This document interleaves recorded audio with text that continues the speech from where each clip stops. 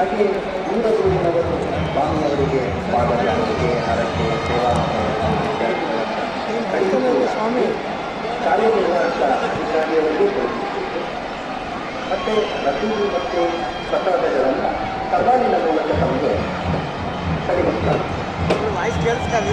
ತಾವು ಕಳಿಸಿದಂತಹ ಎಣ್ಣೆ ಕೂಪನ್ನಲ್ಲಿ ತಮ್ಮ ವಿಳಾಸವನ್ನು ಸ್ಪಷ್ಟವಾಗಿ ಬರೆದಿತ್ತು ಮತ್ತು ತಾವು ಕಳಿಸುವ ಇತ್ಯಾದಿಗಳ